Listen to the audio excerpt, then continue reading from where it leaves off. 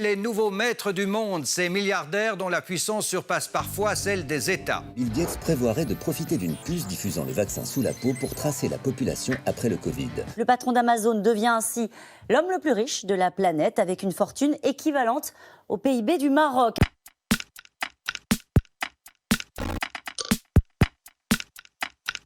Si on entend surtout maître du monde comme des personnes qui domineraient l'ensemble de la population sur Terre, ils sont pas des maîtres du monde.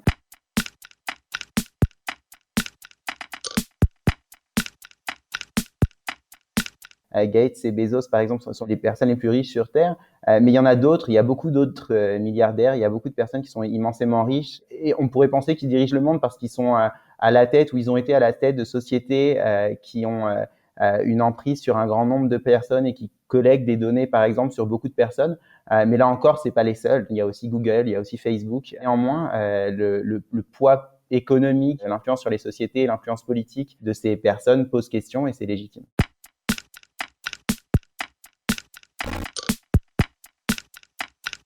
Le point le plus important, je pense, c'est pas nécessairement ce qu'ils font de leur argent en dehors de leur société, mais c'est ce qu'ils font de leur argent avec leur société. La part de marché gigantesque d'Amazon dans le commerce en ligne aux États-Unis est directement liée à la richesse de Jeff Bezos et pose des questions sur le niveau de concurrence sur le commerce en ligne aux États-Unis. Le fait que Amazon ait racheté le Washington Post, qui est une institution, un journal très important aux États-Unis, posent des questions nécessairement sur la liberté de la presse. Leur influence passe plus à travers leur société, en tout cas pour Jeff Bezos. Pour Bill Gates, c'est un peu différent. Son influence maintenant, elle passe par l'aide au développement. Il dépense énormément d'argent pour l'aide au développement, pour éradiquer la pauvreté. Il est assez ambitieux, par exemple, sur des problèmes de vaccination, ce qui nécessairement après amène à des théories complotistes. Mais on voit que c'est deux dynamiques différentes, deux personnes différentes et deux manières d'influencer la société différemment. L'un via sa fondation et l'autre via ces sociétés.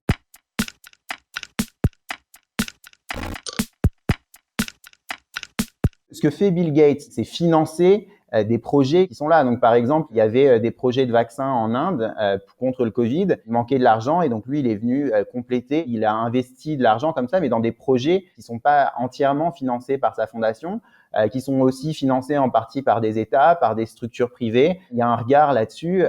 Et de toute façon, tous les vaccins qui sont utilisés aujourd'hui, ils doivent passer un certain nombre de contrôles et c'est pas parce que c'est des vaccins développés ou financés en partie par Bill Gates qu'ils n'auraient pas les mêmes contrôles que ceux développés par Sanofi ou par Pfizer. Ce qui est très opaque en revanche, c'est le fonctionnement des fondations. C'est plus ça qui est problématique. Comment est-ce qu'ils reçoivent leur argent et qu'est-ce qu'ils font de cet argent, plutôt que de savoir si le vaccin développé par Bill Gates va s'affranchir de tous les contrôles sécurité sanitaire auxquels font face n'importe quel producteur de vaccins.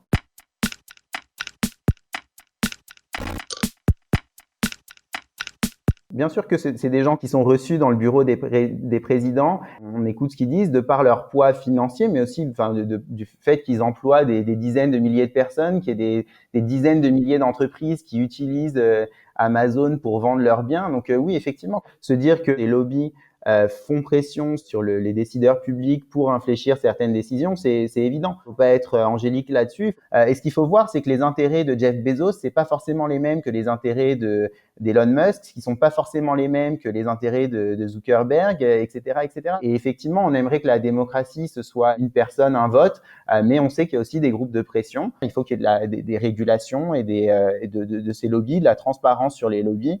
Ce qu'il y a en fait aux États-Unis, c'est assez transparent. Vous avez tous les chiffres. On sait combien Amazon dépense chaque année en lobbying. Il dépensait très peu. Depuis quelques années, il dépense beaucoup plus. Pareil au niveau de l'Union européenne. C'est moins vrai en France. Donc, c'est des choses sur lesquelles on pourrait progresser en France.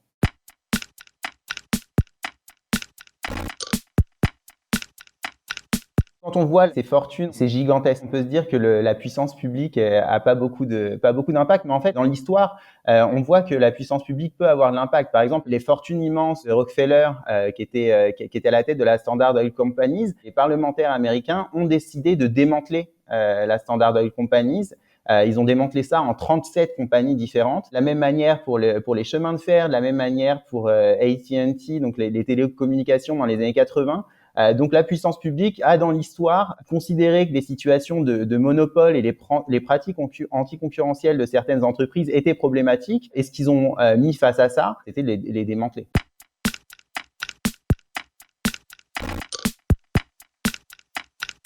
Oui, tout à fait. La richesse de Jeff Bezos, elle est intimement liée avec la croissance d'Amazon. Et la croissance d'Amazon, pourquoi est-ce qu'elle est là? Elle est là parce que Jeff Bezos a eu une super idée, il est arrivé au bon moment, c'est un visionnaire, c'est un excellent entrepreneur. La croissance d'Amazon est aussi liée à des failles dans le système, et le fait qu'on a laissé Amazon grandir alors que peut-être il n'aurait pas dû grandir autant, notamment pourquoi? Parce qu'ils empêchent la concurrence en achetant soit des concurrents qui existent, soit des entreprises qui naissent, des petites entreprises, des petites startups qui pourraient devenir des concurrents, et ils les achètent avant d'arriver là.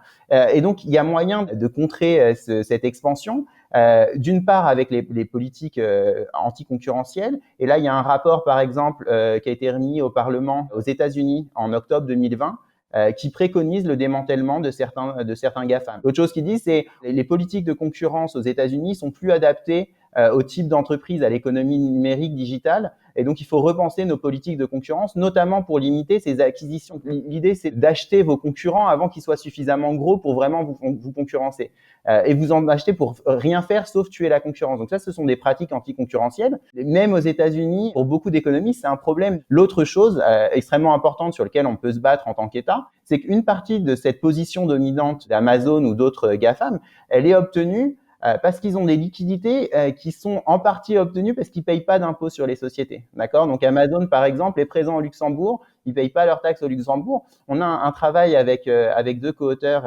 Mathieu Parenti, Farid Toubal, où on montre que ces taxes qui sont évitées par ces grandes entreprises, ça leur permet d'accroître leur position dominante. Donc là encore, on peut aussi faire quelque chose sur la taxation des multinationales.